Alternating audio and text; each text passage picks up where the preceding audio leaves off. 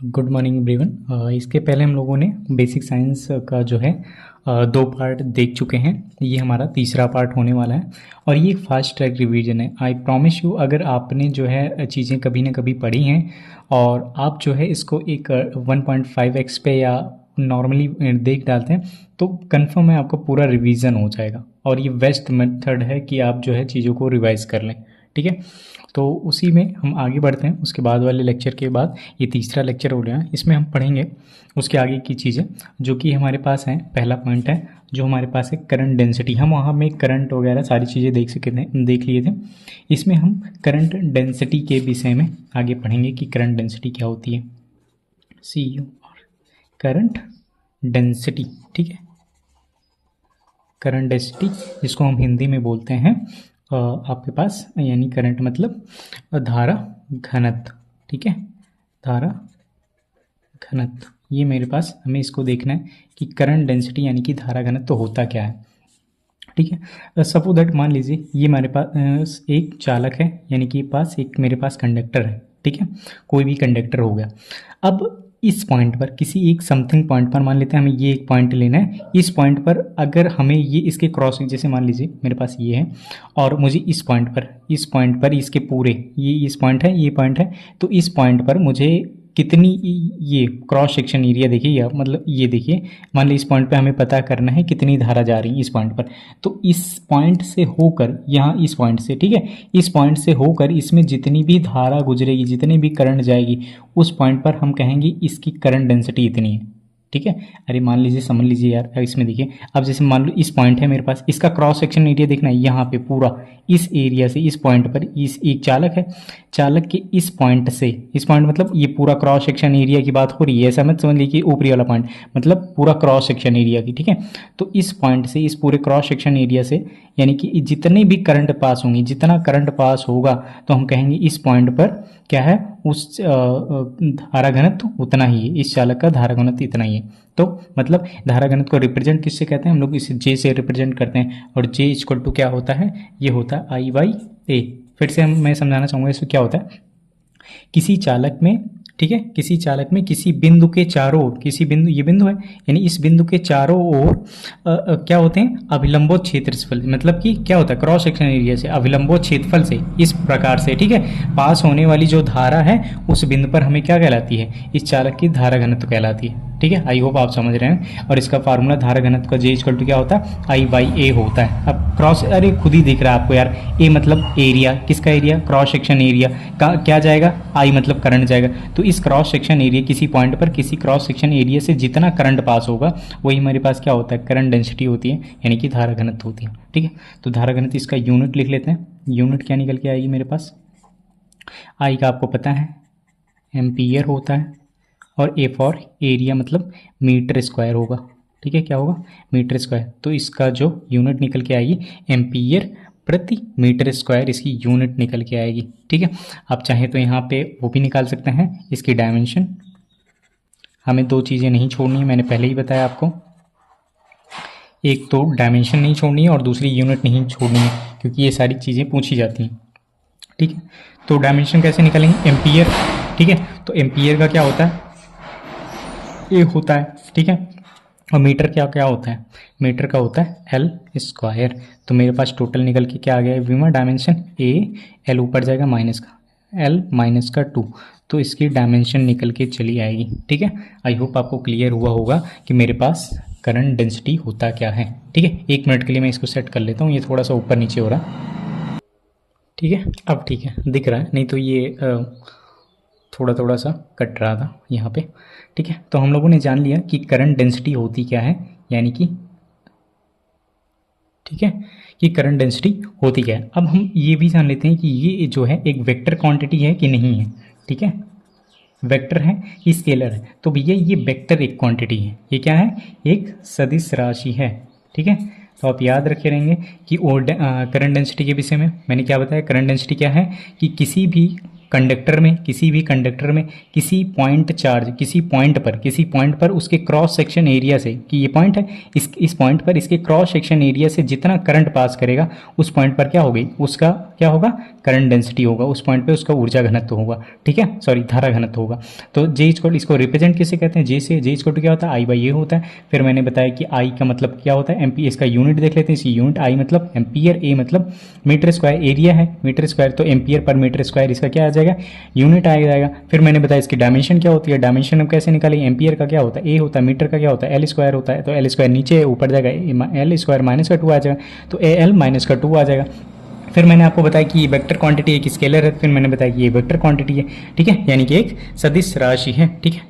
फिर ठीक है, अब इसके हम बाद आगे बढ़ते हैं और देखते हैं कि मेरे पास जो है कुछ और टर्म जो हैं, जैसे कि इलेक्ट्रिक कंडक्शन हो गया। पहले उससे पहले हम देख लेते हैं कि जो है अनुगमन वेग क्या होता है, जिसको हम लोग ड्रिफ्ट वेलोसिटी बोलते हैं, ठीक है, ये भी इंपॉर्टेंट है, ड्रिफ्ट वेलोसिटी, ठीक है, ड्रिफ्ट वेलोसिटी, यानी इसको हिंदी में बोलते हैं अनुगमन वेग, ठीक है, ड्रिफ्ट वेलोसिटी यानी अनुगमन वेग, ठीक है। तो इसको देखते हैं ये क्या होता है। इसको जानने से पहले हम लोग मैं छोटा सा आपको बताऊंगा कि कुछ टर्म हैं जो क्या होते हैं, उसको हम बगल में साइड में देख लेते हैं, वो क्या होते हैं। जैसे पहली बात तो ये कि मान लो ये मेरे पास एक क्या है, कंडक्टर है, कोई भी कंडक्टर है, और इसमें मुझे पता है बहुत सारे क्या होते हैं, इलेक्ट्रॉन्स होते हैं, इलेक्ट्रॉन्स होते हैं ना, आपको भी मैंने बताया था फ्री इलेक्ट्रॉन्स क्या होते हैं, मूविंग इलेक्ट्रॉन, तो वही है, ठीक है।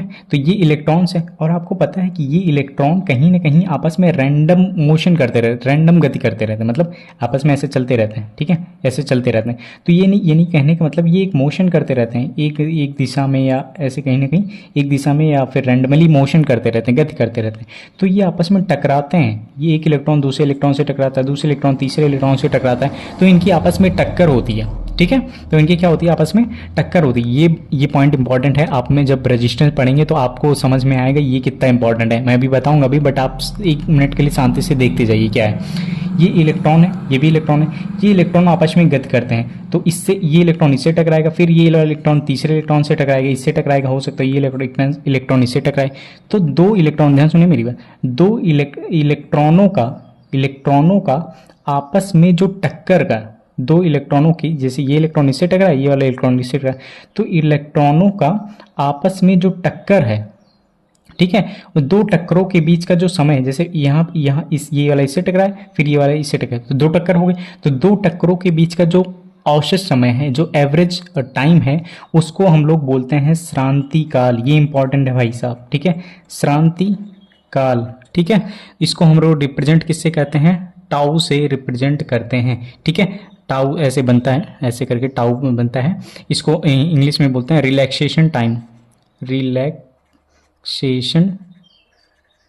टाइम बोलते हैं, ठीक है, इंपॉर्टेंट है। अगर आपसे रिलैक्सेशन टाइम तो नहीं पूछेगा, लेकिन इस पे बेस्ड अभी हम समझेंगे, इसका कॉन्सेप्ट क्लियर होगा। रिलैक्सेशन टाइम यानी श्रांतिकाल क्या है, अगर कोई पूछे रिलैक्सेशन टाइम या श्रांतिकाल क्या है, तो जो फ्री इलेक्ट्रॉन है, मुक्त इलेक्ट्रॉनों का 2 टक्करों के बीच का जो एवरेज टाइम है, 2 टक्करों की, इससे टकरा इससे टकरा, 2 टक्करों के बीच का जो औसत समय है, वो वही क्या कहलाता है, रिलैक्सेशन टाइम यानी श्रांति काल कहलाता है, ठीक है। यहाँ पे हमने देख लिया, ये अभी हमें काम देगा, देख लीजिएगा, ठीक है, अभी बहुत इंपॉर्टेंट काम देगा, ठीक है। अब आगे बढ़ते हैं। मैंने बताया था ड्रिफ्ट वेलोसिटी क्या होती है, हम ड्रिफ्ट वेलोसिटी को देखने वाले हैं, ठीक है।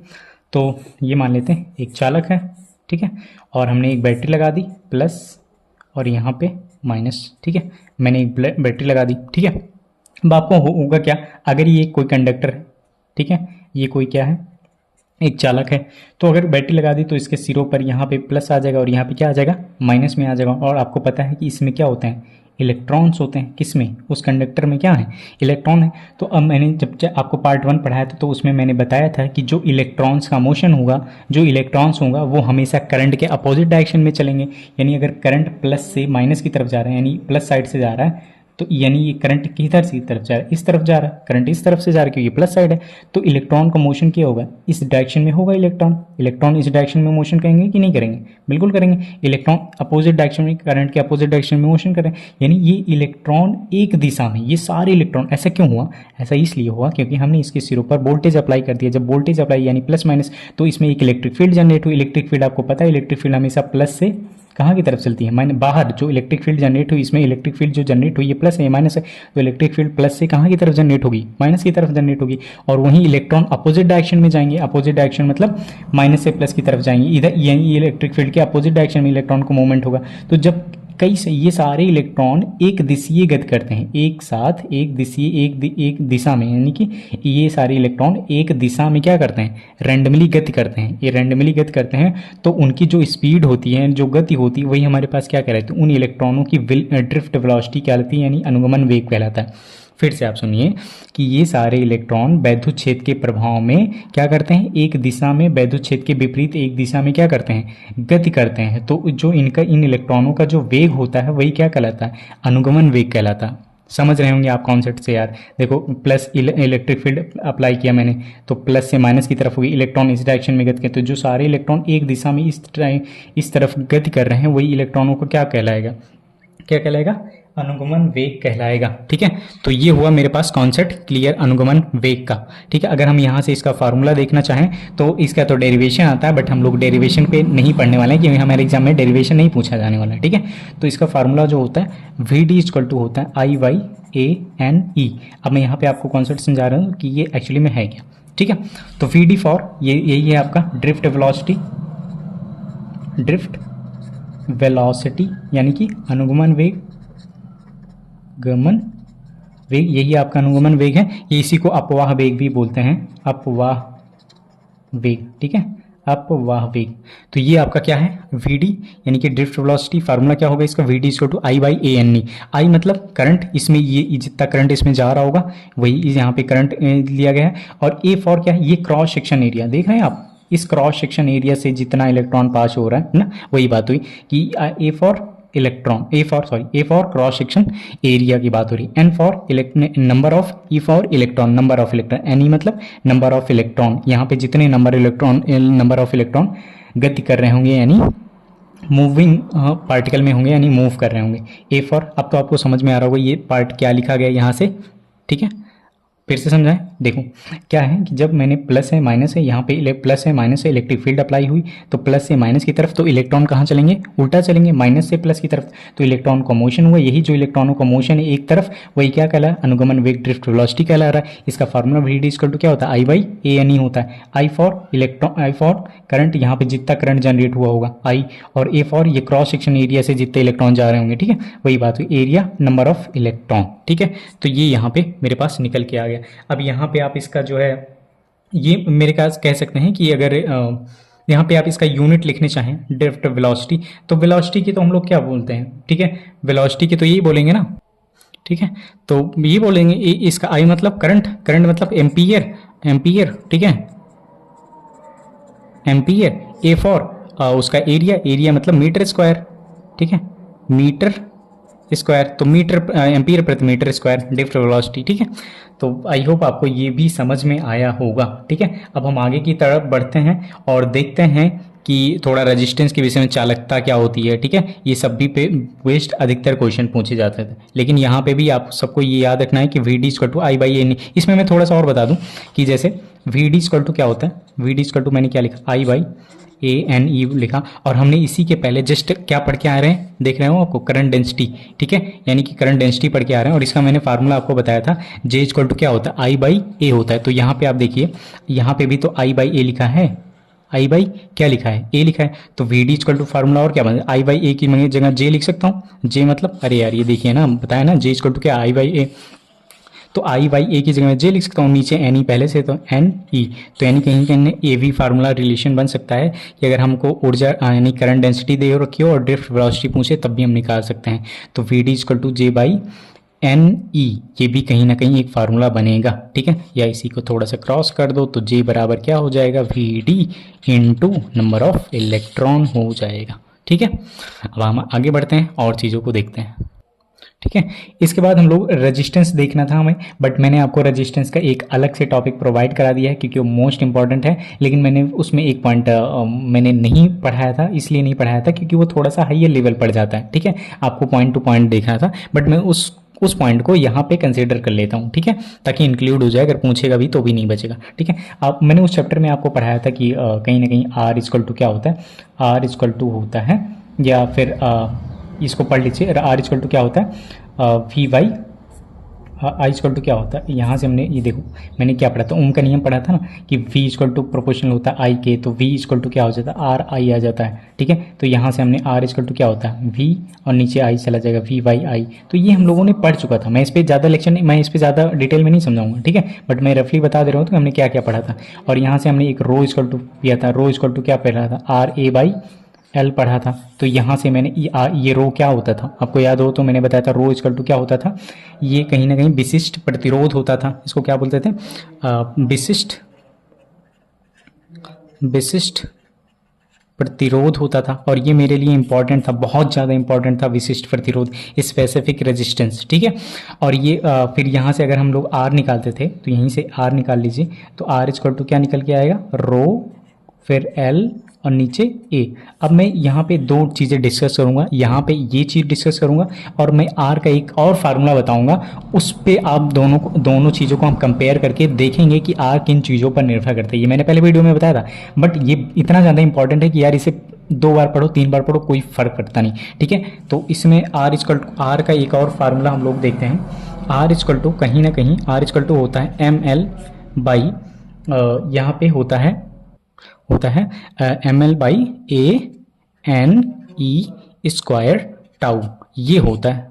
ठीक है, और आपको दोनों फार्मूले मालूम होने चाहिए क्योंकि आप टेक्नीशियन ग्रेड 1 का पेपर देने जा रहे हैं। ठीक है, और अभी मैं दोनों चीज़ों को समझाऊंगा, आप इतना स्मूथली से समझेंगे क्या बताएं इसको। इसको तो आपने पढ़ा ही है, आर इक्वल टू क्या होता है रो एल बाई ए और आर इक्वल टू क्या होता है M L by A N E square, और ये टाउ है। टाउ हम लोग पढ़ चुके हैं कि नहीं पढ़ चुके हैं? अरे भाई पढ़े हो यार, कहाँ गया श्रांतिकाल। ठीक है, पढ़ चुके हो टाउ रिलैक्सेशन, इसीलिए मैंने आपको समझाया था कि इसको ज़्यादा समझना है। ठीक है, यहाँ पे देखते हैं आर इक्वल टू क्या होता है M L by A N E square tau. ठीक है, अब पहले इसको देख लेते हैं कि आर जो है किन चीज़ों पर डिपेंड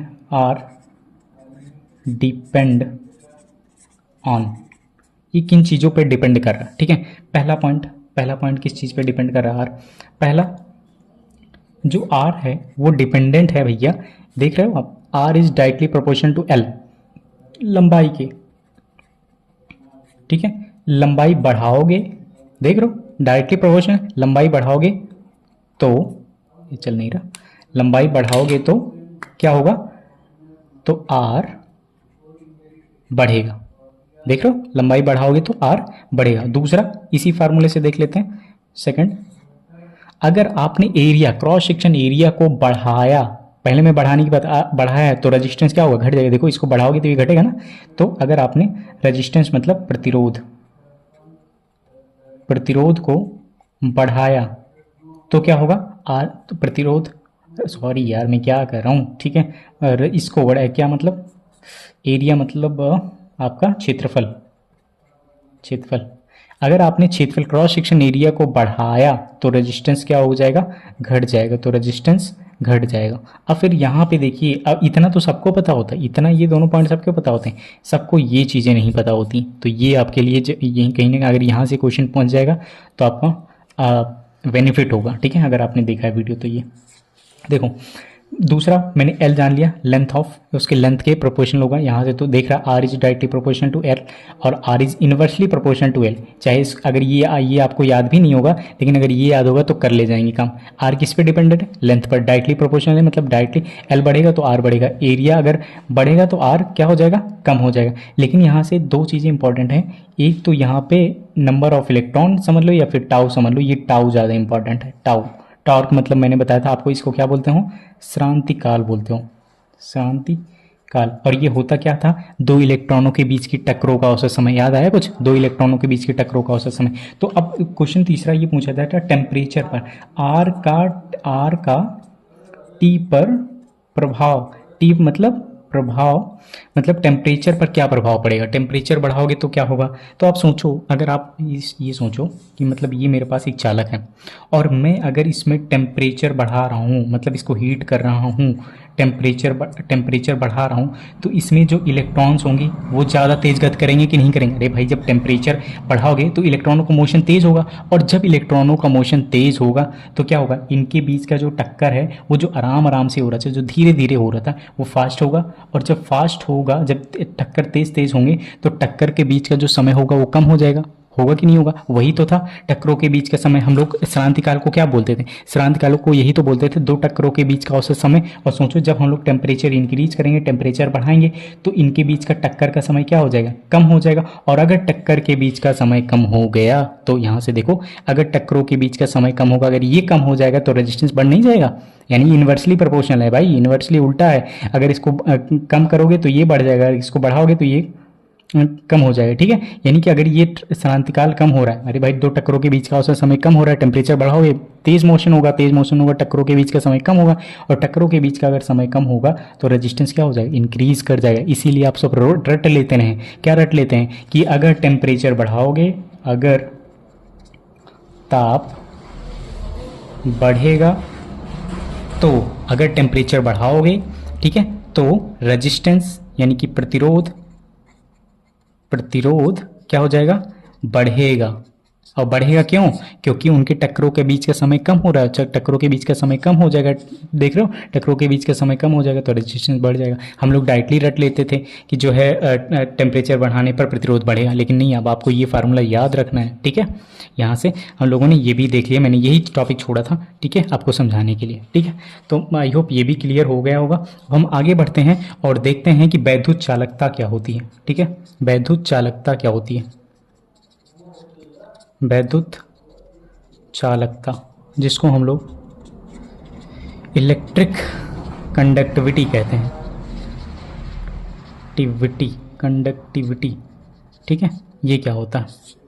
ये बहुत आसान है। इलेक्ट्रिक कंडक्टिविटी यानी कि हम कह सकते हैं कि वैद्युत प्रतिरोध को, जो वैद्युत प्रतिरोध होता है उसके व्युत्क्रम को ही जो है वैद्युत चालकता कहते हैं। यानी वैद्युत चालकता को हम लोग रिप्रेजेंट जी से भी कर सकते हैं, जी से ही करें। जी इक्वल टू क्या होता है? ये होता है 1/r होता है। जी मतलब यही वैद्युत चालकता, आर मतलब प्रतिरोध, उल्टा। अरे चालकता मतलब ऐसे समझ लो यार कि उसमें कितनी अच्छे से इलेक्ट्रिसिटी कंड्यूट हो सकती है, कितनी अच्छे से इलेक्ट्रिसिटी जा सकती है। वैद्युत चालकता, उसमें कितने अच्छे से इलेक्ट्रॉनों का मोशन हो सकता है, वही सब तो है चालकता। तो अगर प्रतिरोध कम होगा तो चालकता ज़्यादा होगी, वही सिंपल से बात है। ठीक है, तो यानी कि जी हम कह सकते हैं वैद्युत प्रतिरोध के व्युत्क्रम को या उल्टे को ही क्या बोलते हैं? वैद्युत चालकता बोलते हैं। जी इक्वल टू क्या होता है? 1/r। तो इसका अगर फार्मूला आप लोग लिखना चाहें तो इसको हम लोग ये, क्योंकि 1 तो कोई न्यूमेरिकल वैल्यू है, आर का मतलब प्रतिरोध, और प्रतिरोध का जो है मात्रक यानी यूनिट क्या होता है? ओम। तो इसका क्या हो जाएगा? ओम। और उल्टे में है तो ओम इनवर्स किसका? अगर आपसे वैद्युत चालकता की यूनिट पूछी जाए, यूनिट, तो क्या बताएंगे? ओम इनवर्स बता सकते हैं। या इसी को हम लोग मोह भी बोलते हैं, या इसी को हम लोग साइमन भी बोलते हैं, साइमन।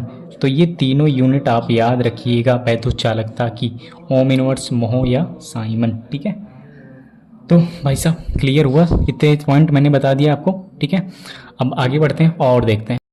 अब जैसे हम लोगों ने यहाँ पे आपने देखा होगा कि हमने वैद्युत चालकता देख ली, ठीक है, यानी कि इलेक्ट्रिक कंडक्टिविटी देख ली।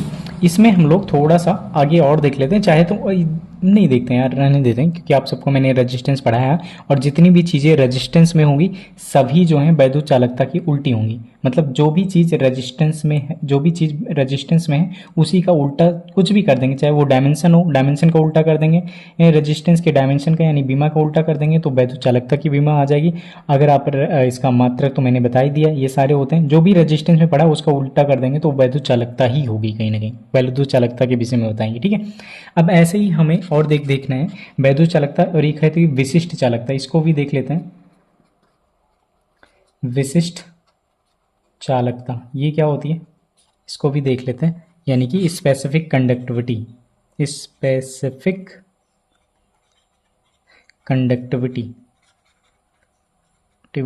ठीक है, ये भी सेम उसी तरीके से यार, कुछ अलग नहीं है इसमें भी स्पेसिफिक कंडक्टिविटी में। जैसे हम लोग उसमें क्या कहते हैं, इसमें मैंने बोला था वैद्युत चालकता में मैंने बोला था कि वैद्युत प्रतिरोध के व्युत्क्रम को यानी वैद्युत प्रतिरोध का उल्टा करेंगे तो वैद्युत चालकता मिल जाएगी। इसी तरीके से इसमें जो है हम लोग कह सकते हैं कि अगर हम विशिष्ट प्रतिरोध का व्युत्क्रम करें, मैंने विशिष्ट प्रतिरोध तो पढ़ा है ना आपने, रो को ही विशिष्ट प्रतिरोध बोलते हैं। तो विशिष्ट प्रतिरोध को का जो व्युत्क्रम है वही मेरे पास विशिष्ट चालकता कहलाती है। क्या कहलाती है? विशिष्ट चालकता कहलाती है। विशिष्ट चालकता को ऐसे एक अल्फा करके है शायद, मेरे ख्याल से यही है, अल्फ़ा ही, यही अल्फ़ा या गामा जो भी इसे वैसे बीट क्या बोलते हैं इसे, ये ऐसा ही सिंबल होता है, मुझे एग्जैक्ट ध्यान नहीं आ रहा, बट यही सिंबल होता है। अल्फ़ा तो ऐसे होता है, बट ये कोई सिंबल होता है, इसी से रिप्रेजेंट हम लोग करते हैं। ठीक है, विशिष्ट चालकता को आप जानते रहिए। विशिष्ट चालकता बराबर क्या होती है कि वैद्युत विशिष्ट प्रतिरोध, ये विशिष्ट प्रतिरोध है, विशिष्ट प्रतिरोध के व्युत्क्रम को ही क्या बोलते हैं, विशिष्ट चालकता बोलते हैं। अब हम लोगों ने सब इसके बारे में पढ़ा है कि जो है इसकी क्या होता है कि वन रो क्या होता है, रो इक्वल टू क्या होता है, आर ए बाई क्या होता है, आर ए बाई क्या होता है एल। तो यहाँ पे इसका मान रखेंगे, रो इक्वल टू क्या होता है आर, फिर ए, नीचे एल है तो ऊपर चला जाएगा, यानी कि विशिष्ट चालकता बराबर क्या आ जाएगी, एल अपॉन आर ए आ जाएगा। ठीक है, यहाँ से आप अगर यूनिट निकालना चाहें तो वो भी निकाल सकते हैं। तो विशिष्ट चालकता की जो यूनिट निकाल, एन मतलब मीटर, तो ऊपर आ जाएगा मीटर, आर मतलब ओम। ठीक है, मीट ओम, और इसका क्या होता है मीटर स्क्वायर होता है, तो 1 मीटर से 1 मीटर कट गया, तो इसकी यूनिट क्या निकल के आएगी, ओम इनवर्स और मीटर इनवर्स। ये इंपॉर्टेंट है भाई साहब, क्योंकि ऐसी यूनिट तो हमें जनरली दिखती नहीं है।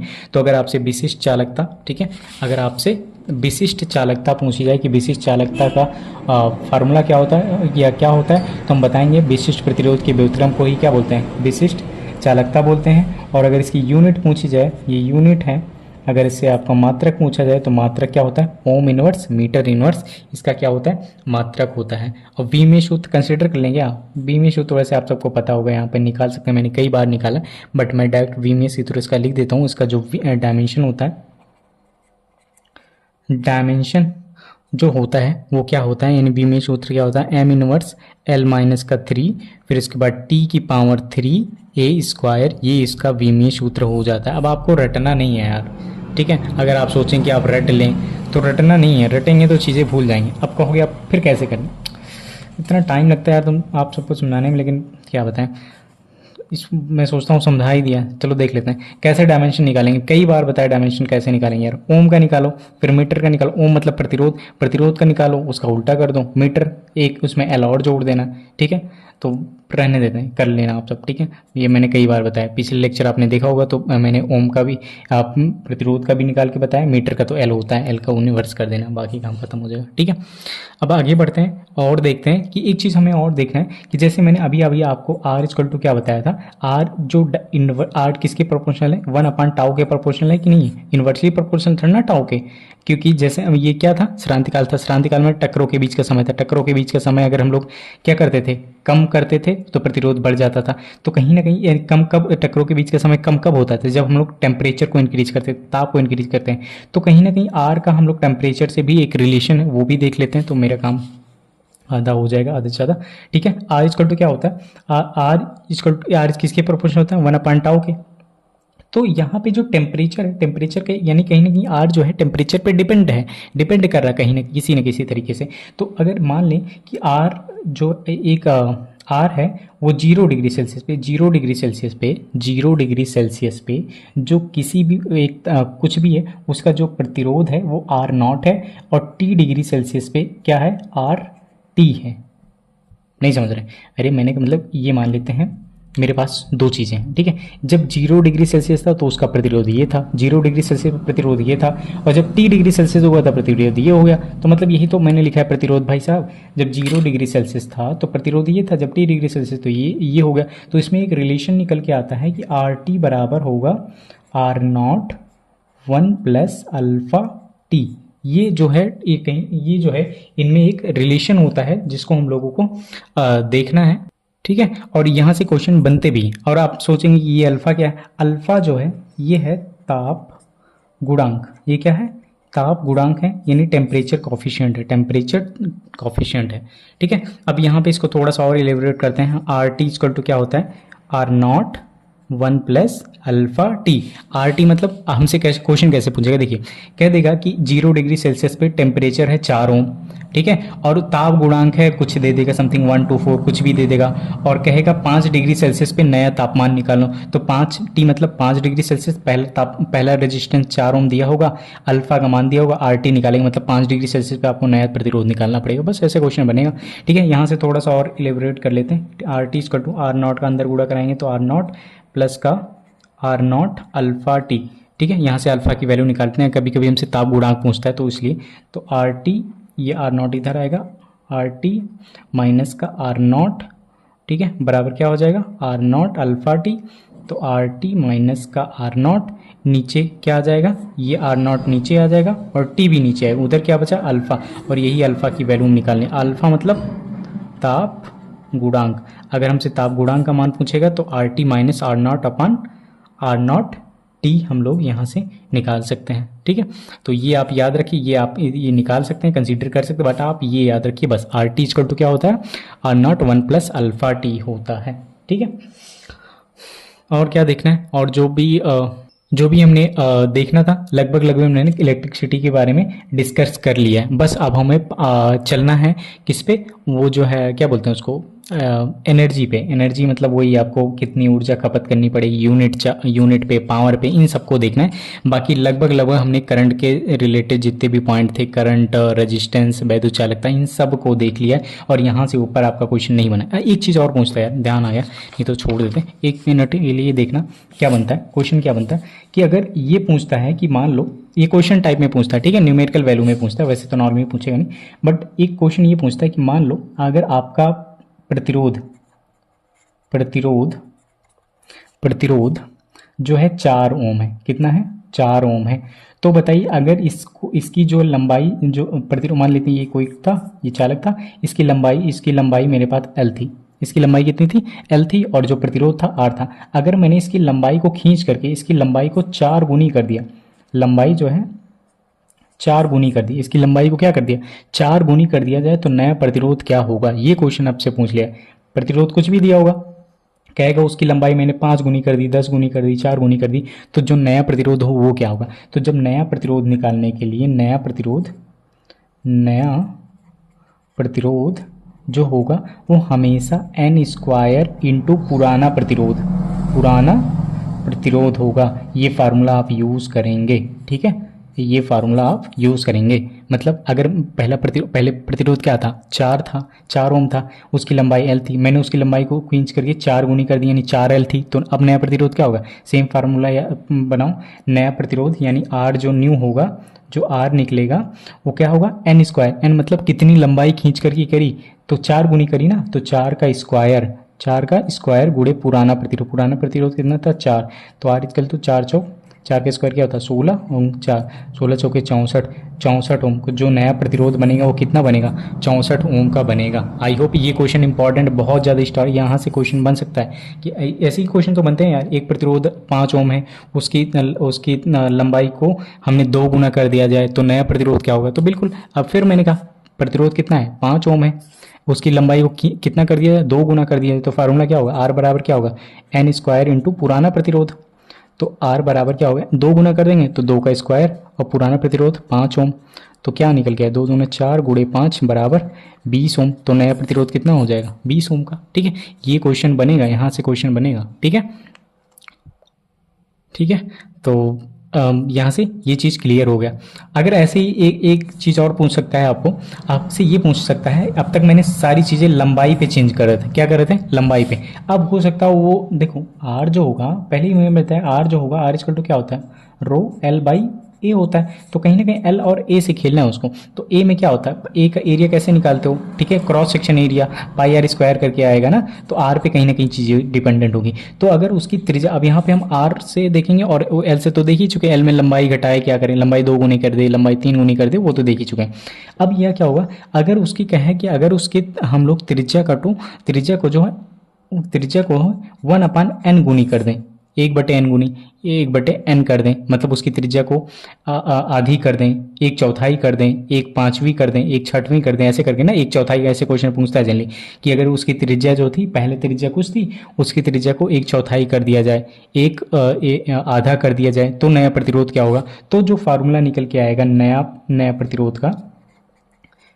प्रतिरोध का वो फार्मूला निकल के आएगा n⁴ इंटू पुराना प्रतिरोध, सेम वही पुराना प्रतिरोध। देखो वहाँ पे हम लोगों ने क्या किया, n स्क्वायर इंटू पुराना प्रतिरोध, यहाँ पे स्क्वायर था बट यहाँ पे 4 गुना हो जाएगा, n⁴ हो जाएगी। तो मान लेते हैं कि मेरे पास एक रॉड था, इसका प्रतिरोध मेरे पास 3 ओम है, कितना ओम है, 3 ओम है। इसकी त्रिज्या मेरे पास कहने का मतलब 4 मीटर है या 4 सेंटीमीटर है या 4 मीटर ही मान लो, मीटर 4 मीटर है। तो अगर मैं इसकी त्रिज्या को आधा कर दूं तो नया प्रतिरोध क्या होगा, इसकी त्रिज्या को आधा तो नया प्रतिरोध क्या होगा। तो आधा करने का मतलब क्या हुआ, 1/2 करना, 1/2 का मतलब n गुनी करना, 1/2 का मतलब क्या होगा, n स्क्वायर करना। तो n मतलब कि यहाँ पे n कितना आ जाएगा, n की जगह पे मैं 2 लिखूंगा क्योंकि 1/2 यही है तुम्हारा 2, यही है n, ठीक है। तो 2 की पावर 4 इंटू पुराना प्रतिरोध कितना है 3 ओम, तो ये कितना, 2 दूना 4 दूनी 8, 19 16 गुड़े 3 16 3 48 ओम का नया रेजिस्टेंस निकल के चला आएगा। बस आपको ये ध्यान रखना, अगर n 1/n का मतलब क्या, 1/n गुनी कर दी जाए तो जो नया प्रतिरोध होगा वो n स्क्वायर इंटू n की पावर 4 इंटू पुराना प्रतिरोध हो जाएगा, ठीक है। एक क्वेश्चन और लेते हैं, एक क्वेश्चन और ले लेते हैं, जैसे रहने देते हैं यार, ठीक है। माइंड बहुत ज़्यादा थक चुका है। तो पिछले अगले वाले लेक्चर में हम लोग आप सबको मैं पावर, ठीक है, पावर से रिलेटेड और जो किरचॉफ्स लॉ वगैरह हैं उनसे रिलेटेड क्वेश्चन या व्हीटस्टोन से उससे रिलेटेड क्वेश्चन पे आगे बढ़ेंगे, ठीक है। तो मेनली 3 से 2 लेक्चर और लगेंगे ख़त्म करने में, क्योंकि थोड़ा थोड़ा ही ले लिया जा रहा है लेक्चर, ठीक है। तो बस समझ में आना चाहिए यार, क्योंकि टाइम जितना भी मिल पाता है, ठीक है। बस इसी पे एंड करते हैं। बाकी आप रिस्पांस ज़रूर दीजिए, रिस्पांस मिलेगा तो पूरा मैं कोशिश करूँगा कि मैं पूरी कंटिन्यूटी रखूँ, ठीक है। लेकिन अगर रिस्पांस के ऊपर डिपेंड है आप सबके, ठीक है। Thank you.